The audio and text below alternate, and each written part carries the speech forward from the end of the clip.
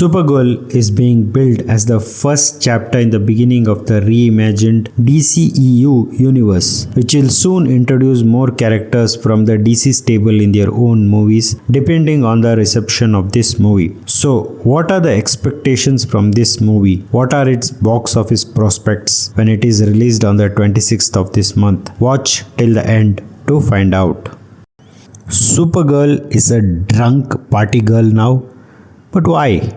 SuperGirl is being put forward as a party girl who loves the bottle. A 1-minute cameo at the end of the Superman movie was to make that point clear. All fine, but what purpose does this serve?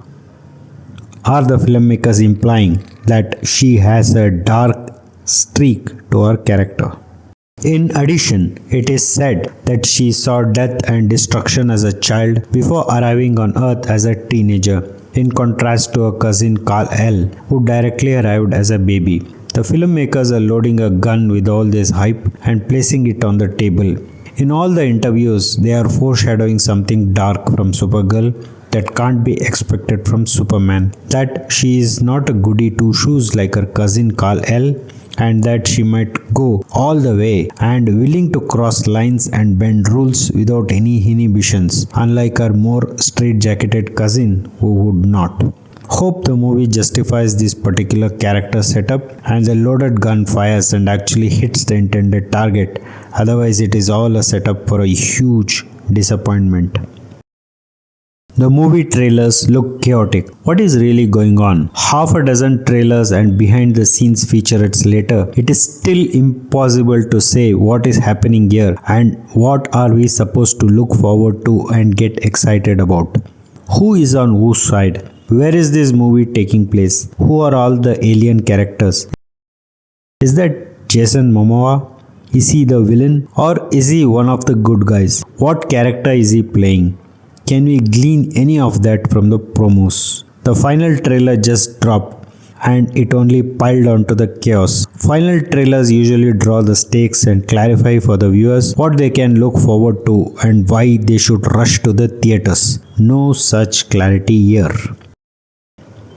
Millie Alcock won all her arts for her portrayal as a young Princess Rhaenyra Targaryen in the first season of The House of the Dragon. But she is a newbie with limited experience and a thin filmography who has been foisted with the immense responsibility of carrying such a huge blockbuster and the future of the entire DCU franchise on her young and inexperienced shoulders. A huge responsibility indeed. Also, she is not known beyond the small circle of Game of Thrones fans and is therefore unlikely to be a big box office draw herself.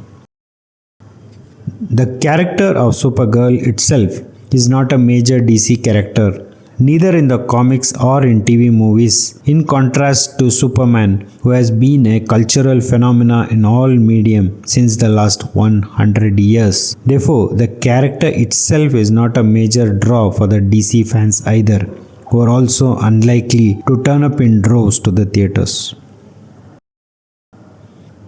Supergirl has been made at a budget of around $175 million and with another $125 million in marketing and promotional spend, the cost comes to a total of $300 million.